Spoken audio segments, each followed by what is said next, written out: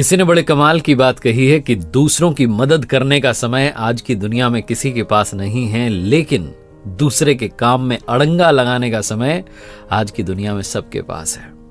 नमस्ते दोस्तों, मैं हूं आरजे कार्तिक। एक बड़ी छोटी सी कहानी मुझे याद आती है एक भाई साहब की, जो सब्जी मंडी गए थे फल खरीदने के लिए, और फल वाले की दुकान पर गए तो जाकर के उन्होंने भाव पूछा कि केला क्या भाव है और एप्पल का क्या भाव चल रहा है। तो दुकानदार ने कहा, फल वाले ने, कि भाई साहब केले तो 40 रुपए दर्जन है और सेब का भाव चल रहा है 120 रुपए किलो। उसने जैसे ही बोला तो ये बोलने लगे कि अरे बहुत महंगा लगा रहे हो, थोड़ा ठीक लगाओ, जो मोल भाव की आदत होती है वो सब चल रहा था। तभी वहां पर एक महिला आती है, फटे से पुराने से कपड़े पहने हुए थे, और जब वो आती हैं और भाव पूछती हैं कि केले किस भाव दिए, एप्पल क्या भाव दिया, सेब का क्या भाव चल रहा है, तो दुकानदार जो था वो अचानक से प्राइस चेंज कर देता है। वो फल वाला कहता है कि मैडम, जो केले का भाव है वो तो चल रहा है 5 रुपए दर्जन और सेब जो है 25 रुपए किलो है, आप ले जाइए। तो जैसे ये बात पहले आए हुए भाई साहब सुनते हैं, उनको बहुत गुस्सा आता है, मन में गालियां देने लगते हैं कि कैसा बदतमीज है, अभी पुलिस को बुलाऊंगा, बताऊंगा किस तरह की धोखाधड़ी कर रहा है, ये वो है। महिला आई तो इसने दाम कम कर दिए, बहुत कुछ उनके दिमाग में उल्टा पुल्टा चलने लगा। इधर ये जो महिला आई हुई थी, इन्होंने कहा कि ठीक है भाई साहब, आप हमें 2 दर्जन केले दे दो, 1 किलो सेब दे दो। फल वाले ने फटाफट से तौल दिया फल जो था और दे दिया। और वो महिला वहां से जब जाने लगी तो बड़ी खुश थी, ऊपर वाले को धन्यवाद कर रही थी कि प्रभु आपकी कृपा से आज बच्चे फल खा लेंगे।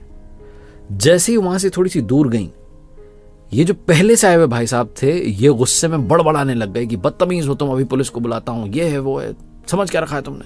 महिला आ गई तो तुमने दाम कम कर दिए, और इतने कम कर दिए, 40 रुपए दर्जन के लिए मुझे बता रहे हो, उनको बता रहे हो 5 रुपए दर्जन, मुझे कह रहे 120 रुपए किलो जो एप्पल चल रहे हैं, उनको कह रहे हो 25 रुपए किलो। ये कौन सा डिफरेंस है, मुझे तो समझ में नहीं आ रहा। बहुत गुस्से में थे। फल वाले ने कहा, भाई साहब मैं हाथ जोड़ के कहता हूं, आप मेरी बात तो सुन लो, पूरी बात तो सुन लो, पूरी बात तो सुन लो। उन्होंने कहा, बता क्या कहना चाह रहा है। फल वाले ने कहा, वो जो महिला भी आके गई ना, उनके पति को मैं जानता हूं, कुछ समय पहले उनका रोड एक्सीडेंट में निधन हो गया, उनकी जान चली गई। इनके घर में 2 छोटे छोटे बच्चे हैं।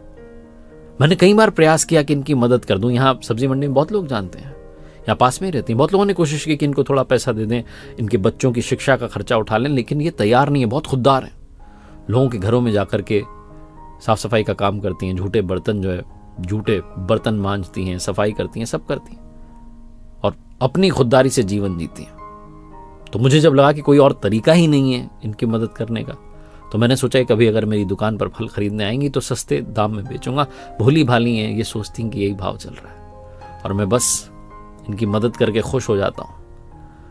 वो जो गुस्से में थे पहले से आए भाई साहब, उनका गुस्सा बहुत शांत हो गया, और ये जो फल वाला था, ये कहने लगा कि आप आखिरी बात सुनिए, बहुत दिनों में कभी कभी आती हैं, 20-25 दिन में एक बार, लेकिन याद रखता हूं कि जब भी ये आती हैं मेरी दुकान पर बिक्री बहुत बढ़ जाती है।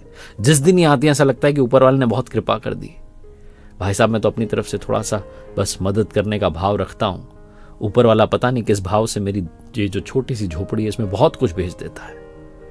जो गुस्से में थे भाई साहब, उनका गुस्सा शांत हो गया, उन्हें जीवन का सच समझ में आ गया कि जिस दिन आप दूसरे की मदद करने लगेंगे, उस दिन ऊपर वाला अपने आप आपकी मदद करने लगेगा। और मैंने कहीं सुना कि जब आप प्रार्थना करें तो दूसरों के लिए पहले मांगे, अपने लिए सबसे बाद में मांगे। आप देखना, सबसे पहले प्रभु आप ही की सुन लेंगे, आपने जो मांगा आपको मिल जाएगा, क्योंकि जो दूसरों की मदद करता है, ऊपर वाला उसकी मदद करता है। एक बार फिर से वही बात जो अक्सर आपसे कहता हूं, ऊपर वाले के आशीर्वाद अपनी मेहनत और अपनों के प्यार के साथ कर दिखाओ कुछ ऐसा कि दुनिया करना चाहे आपके जैसा।